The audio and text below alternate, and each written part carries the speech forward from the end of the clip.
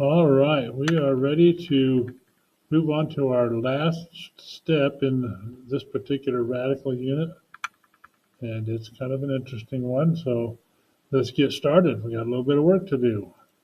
So first of all, we're talking about dividing radicals, and so keep in mind the radical is the square root symbol, or it could be some other root, but for our purposes, it'll always be a square root symbol. And then the radicand is the number that's under it. And there's lots of things you can do with that number in these processes. So when we divide radicals, this is where radicals are combined under the same radical expression in order to divide. So for example, if I have the square root of 52 over the square root of 13, I can actually combine 52 over 13 in the same expression, and then I can simplify that. So if I think about that for a minute while we're on that, oops.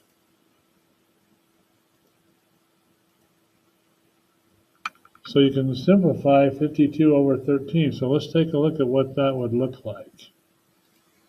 So 13 will go into 52 4 times. If I do that correctly on my calculator. And the square root of 4 is just 2. So we really did simplify that expression quite a bit, didn't we? Okay, so what are the steps then? Use the quotient property of radicals to write the expression in the same radical symbol. That means combine it into one fraction under one square root symbol. Then simplify the fraction under the square root sign, and then simplify the numerator and the denominator if you can. So here we go. So we got the square root of 50 over the square root of 2. So that we'll rewrite that as the square root of 50 over 2. And then 50 over 2 is just the square root of 25. And then the square root of 25 is just 5, right? So pretty good simplification there. This next one, let's see, we're gonna combine those into the same radical expression. So 13 over 52. And if I divide the top and the bottom of this by 13 to simplify it, I will end up with 1 over 4. And if I simplify that and take the square root of the top and the bottom, that is going to give me 1 over the square root of 4 is 2. All right, for our next one, square root of 45 over the square root of 15 will become square root of 45 over 15. Then 15 will go into 45 3 times. So this is going to result in the square root of 3. And that's as far as that's going to simplify. I won't go any further. Okay. So there's a few more problems we could practice. So let's kind of pick up the pace here. This would be the square root of 15 over 60, which is the same as the square root of 1/4, which we learned earlier is 1 over 2. Okay, how about square root of 65 over 5? So we have this big old square root of 65 over 5. 65 divided by 5 would be 13. So this is actually the square root of 13, which is not going to simplify any further than that. So there we go. All right, the next one, kind of an interesting one. This is the square root of 52 over the square root of 13. So that would be the square root of 52 over 13. And 13 will go into 52 4 times, and the square root of 4 equals 2. Now, there is also a positive and negative square root, but we're only giving you the positive one in this case. Okay, so another thing that we can do is called rationalizing the denominator. And this means to convert the denominator of a fraction from an irrational number to a rational number. We do this by rewriting the fraction without a radical in the denominator. And what we usually do is we usually multiply the top and the bottom of the fraction by the same radical you see in the denominator to begin with. And so what that does is when you have the square root of 3 squared, that gets rid of the radical symbol and you're just left with 3. And then you have 4 times the square root of 3 on top, and so that's your simplified version. Or what's what we call rationalizing the denominator. So the steps to rationalize the denominator, again, multiply the numerator and the denominator by a radical to eliminate the radical sign in the denominator. Simplify the radical, and where possible, simplify the fraction. All right, so let's try this one. We're going to simplify this by multiplying the top and the bottom by the square root of 5. And so these radical signs, the square root of that squared will eliminate the radical sign in the denominator, so we'll just have a 5 down there. And in the numerator, we can just multiply 5 and 3 together to get the square root of 15. And there we go. That's as far as we can simplify that one. So sometimes they may not feel too much more simplified, but that's what they call rationalizing the denominator. Okay, here we're going to multiply the top and the bottom by square root of 3. And so the bottom will become just plain old 3, and the top will become the square root of 6. All right, on this next one, we're going to multiply the top and the bottom by the square root of 2 to get rid of that irrational number down there. And so that would end up being the square root of 10 over 4. Okay, very good. So continuing to rationalizing the denominator and simplify where possible. Okay, how about this one? Let's keep going. So we got the square root of 10, square root of 10. So this would be 6 times the square root of 10 over 100.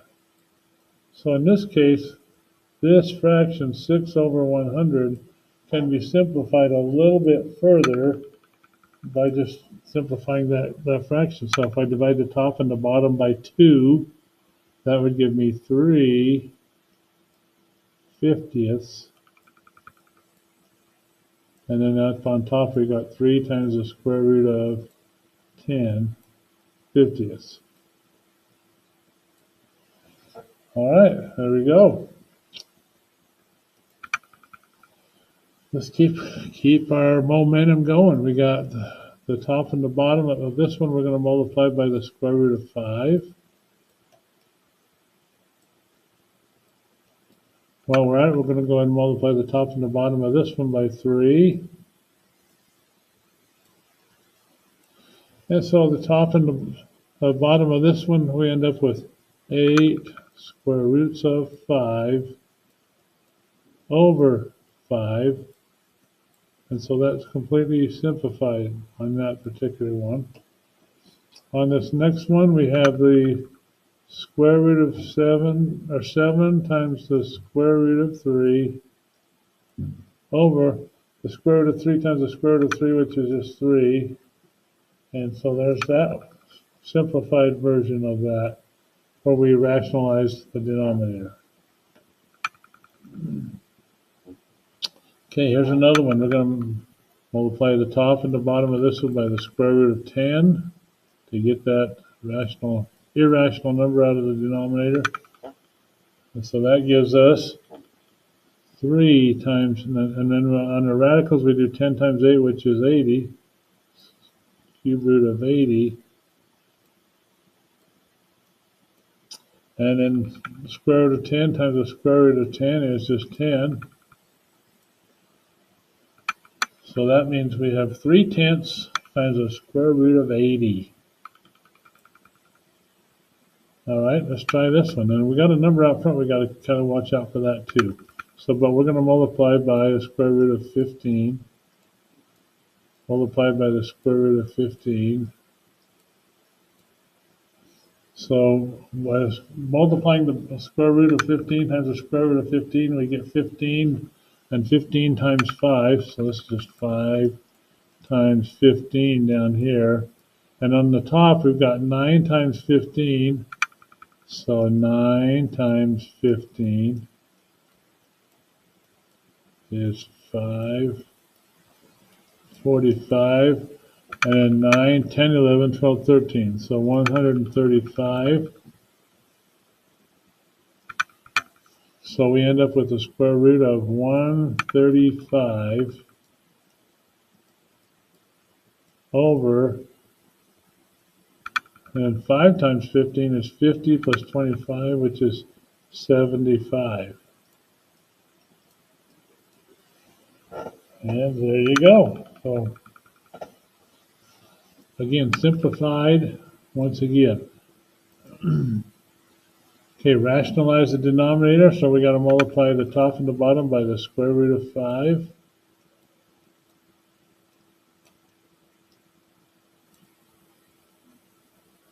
Okay, so we're multiplying by the square root of 5, and that gets rid of the radical in the bottom. We'll just have 4 times 5 in the bottom, which is 20. On the top, we will have 2 times the square root of 15.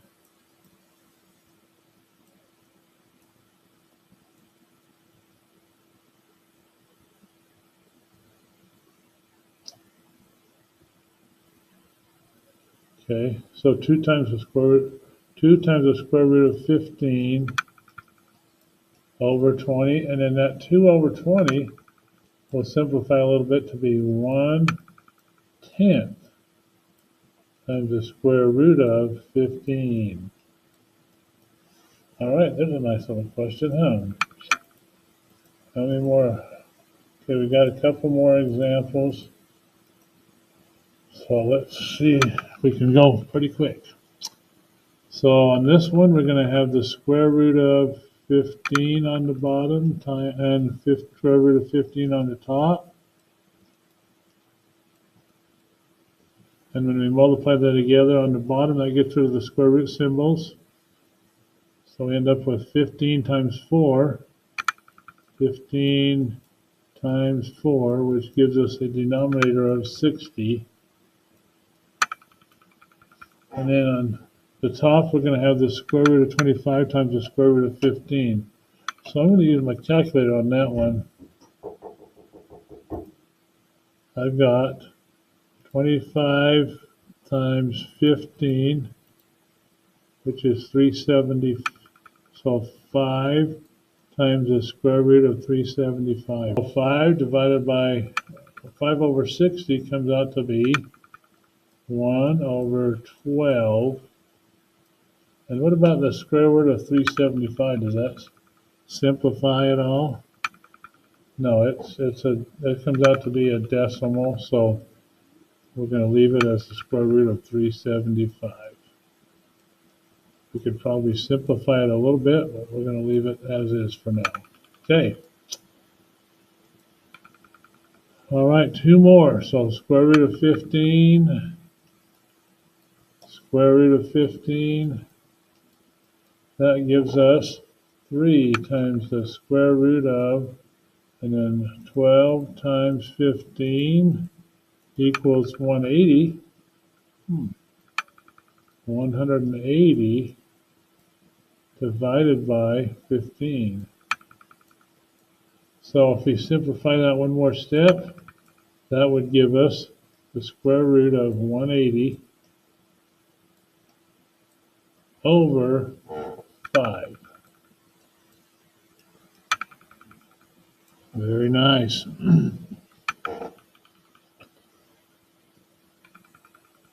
Okay, now this might be, you might be able to simplify this a little bit further. So let's just try that. Square root of 180 and see if it'll help us simplify a little bit more. So that would be 2 times 90, 2 times 45. 90 breaks down into 2 times 45. And then 45 breaks down into 9 times 5, which breaks down into 3 times 3 times 5. So I can take a 2 out front and a 3 out front. That gives me, this simplifies to be 6 square root of 5. So look at that, I've got 6 square root of 5 on top and just 5 on the bottom. So I can actually simplify that quite a ways down. Okay, on that last one, square root of 20, square root of 20, top and bottom. So that gives me 2 times 20 on the bottom, which is 40. And on the top, I'm going to have 3 times the square root of 80, which I know I can simplify further. But for now, that's good enough. So good luck and have fun. So we're going to give you a worksheet where you can practice these and show your work on them. Thank you very much.